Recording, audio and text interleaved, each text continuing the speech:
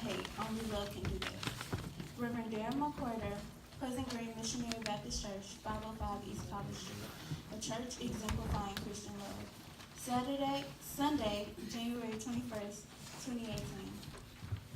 National theme for 2018, Never Lose Hope, Unity Wins. Music, Lift Every Voice and Sing. Lighting of the Memorial Candle by Cheyenne Banks. Prayer by Mariah Staples. MLK Overview, Gabriel Moore. MLK Story is classes 3 and 4, not 4 and 5.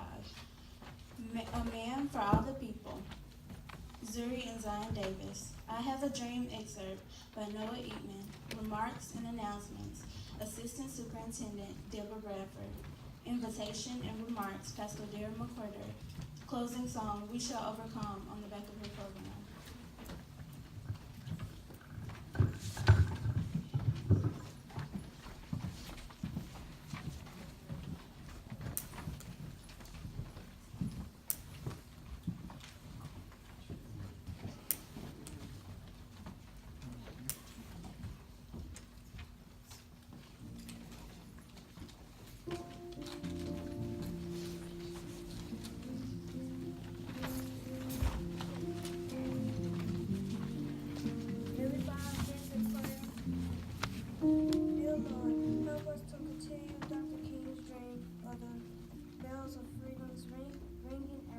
Upon our country and justice rolling down like waters, and only then can we move gently from the sea to shining sea in the sweet land of liberty.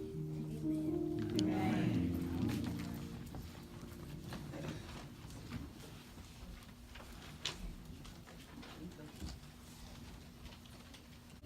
Martin Luther King Jr. was born on January 15, 1929 in Atlanta, Georgia.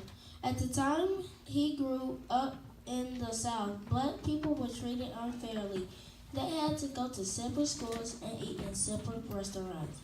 They could ride only in the back of buses. In many places they were not allowed to vote. Even as a young boy, King knew that this was wrong. When he grew up, he did something about it. He made speeches, he led marches, he made everyone think about justice and fairness. And he tried to accomplish changes in a peaceful, nonviolent way. In 1964, Martin Luther King Jr. won the Nobel Peace Prize for leading nonviolent civil rights protests. On April 4, 1968, in Memphis, Tennessee, he was shot and killed by James Earl Ray. People throughout the world mourned his death, and in 1983, Congress passed a federal holiday honoring Martin Luther King Jr. The day is celebrated on the third Monday in January.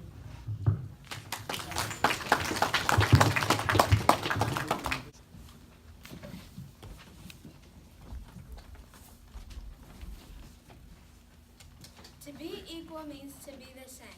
No two people are ever the same, but they should be treated the same. Back when Martin was growing up in the South, blacks were not treated the same as whites. They were treated unfairly. For example, Black people could not go to the same restaurants as white people. Black children could not go to the same schools as white children. Black people had to give their seats to white people on buses and trains. Black people could not vote. Martin Luther King Jr. spent his whole life trying to make things better for his people. Slowly, the laws changed. That made some white people very angry. He was even put in jail, but he never stopped working. In 1968, he went to Memphis, Tennessee, and he marched for the underpaid workers. He stepped out onto his balcony of his motel room, and James Earl Ray fired his gun at Martin Luther King Jr. He died that day. It was April 4th. his birthday, January 15th, is now a national holiday. On that year, every day we celebrate him and all he did for Americans, both black and white. He hoped that one day everybody would be treated fairly in the country. We must continue his work and make that dream come true.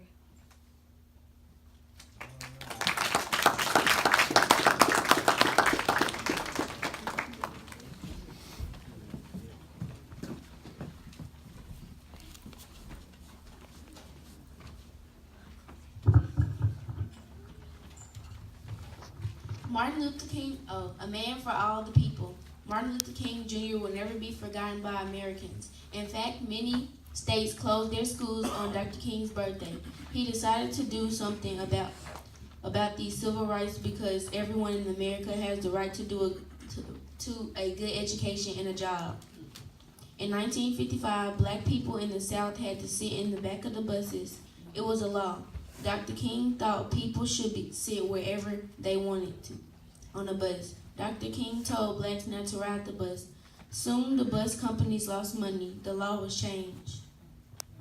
Sometimes Dr. King was put in jail for leading marches, but he never hurt anyone.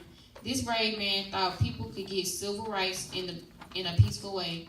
In 1963, Dr. King marched to Washington. Hundreds of thousands of people went with him. He gave his famous I Have a Dream speech. His dream was that all people would be treated equally. In 1964, Dr. King was given the Nobel Peace Prize. This was a great honor for him. Martin Luther King Jr. planned a great peace march in 1968, but then he was shot and killed. Dr. King was only 39 years old.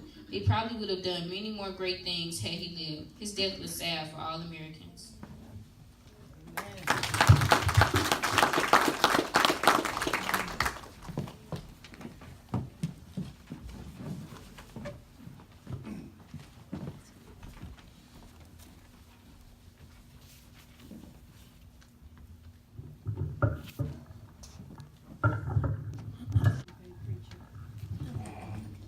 I have a dream.